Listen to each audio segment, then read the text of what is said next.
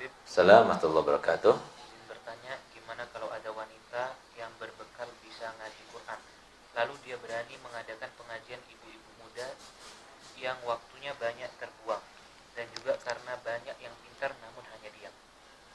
Ya, jadi begini ya. Ilmu itu nggak terbatas ya. Ilmu itu banyak. Tapi di sini ilmu yang sudah kita ketahui walaupun batasannya itu sedikit, itu harus kita ajarkan, harus kita amalkan, harus kita sebarkan, harus kita sampaikan karena ilmu bukan milik kita. Salah sendiri kenapa kok ngambil ilmu gitu loh. Kalau kita ngambil harta, itu hartamu. Kalau kita ngambil jabatan, itu jabatanmu yang Allah berikan kepadamu. Tapi kalau mengambil ilmu, maka ilmu itu bukan milik kita. Apapun yang kita ambil, apapun yang kita gapai, apapun yang kita capai dengan usaha dan upaya, itu milikmu, silahkan. Tapi selain ilmu, ilmu bukan milik kita. Nah, sehingga apa? Sehingga ketika kita itu punya ilmu, kemudian kita tertantang ya untuk mengamalkannya, lalu menyebarkannya dan mengajarkannya. Sebagaimana itu menjadi kewajiban wa'dul amanati ila ahliha, dan hendaknya laksanakan dan sampaikan semua amanat yang Allah berikan kepadamu kepada yang berhak mendapatkannya. Nabi SAW bersabda, al-ilmu dhalatul mu'min fa inna ma wajadtumu fakhudhu. Ilmu itu adalah sesuatu barang yang hilang milik setiap orang mukmin, bukan untuk mukmin tertentu, tidak, milik setiap mukmin. Tahu kan barang hilang? Barang hilang itu seperti kacamata saya ini. Ini kacamata saya mahal. Hilang, milik siapa? Milik saya. Kalau Anda menemukan kacamata saya ini, dikembalikan atau diambil atau digunakan? Kembalikan. Nah, sama. Ilmu itu masalahnya bukan milik saya. Ilmu itu bukan milik seorang ustadz. Ilmu itu bukan milik seorang kiai. Ilmu itu adalah milik semua kaum muslimin. Di mana kamu dapatkan, ambil. Itu hakmu.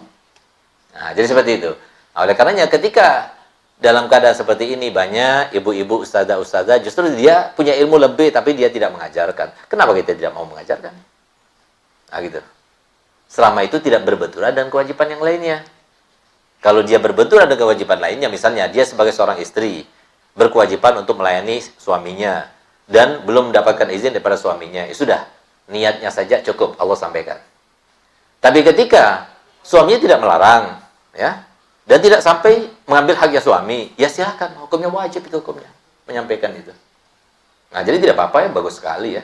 Bagus sekali, itu termasuk menggembirakan Nabi Muhammad SAW dan menggembirakan Allah dengan pasti. Kenapa? Karena semua yang terkait dengan Nabi Muhammad pasti membahagiakan dan menggembirakan Allah SWT. Karena Nabi Muhammad adalah kekasihnya Allah SWT. Sehingga apapun yang kita lakukan dengan tujuan dan maksud membahagiakan, menggembirakan Nabi Muhammad SAW, maka itu adalah suatu amal ibadah yang sangat besar dan agung, efeknya untuk mendekatkan diri kita kepada Allah Subhanahu wa taala. Apalagi Nabi SAW bersabda dalam hadisnya, "Ballighu anni walau." Ayat sampaikan dariku walaupun hanya satu ayat.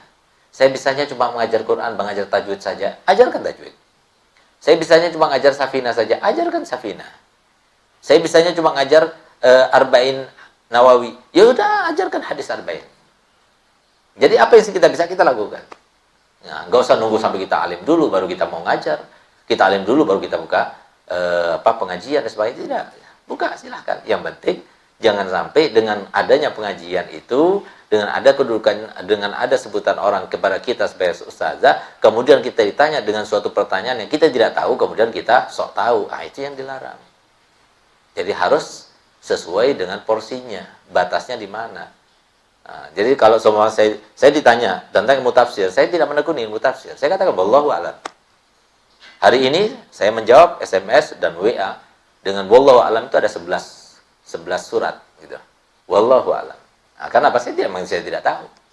Atau saya tidak pasti. Bahkan adik saya sendiri yang bertanya, Habib Ali Baharun bertanya kepada saya di SMS, mungkin ada yang bertanya kepada beliau. Saya katakan wallahu a'lam. Nah, saya tidak akan malu untuk mengatakan wallahu a'lam. Karena apa? Karena memang sifatnya manusia itu tidak bisa meliputi semua ilmu gitu. Kalau kita tidak yakin, jangan kita itu memberikan sebuah fatwa. Karena apa? Nanti fatwa itu akan kembali kepada kita bebannya. Nah, oleh karena itu, maka hendaknya silahkan mengajar, silakan buka pengajian tanpa mengurangi keunggulan, kemuliaan, kehormatan daripada para pembimbing-pembimbing agama yang lainnya. Kalau bisa, dengan dia itu meminta izin kepada yang lainnya untuk membuka dan sebagainya, dan jangan sampai melewati batas kemampuannya. Itu saja saran dari saya.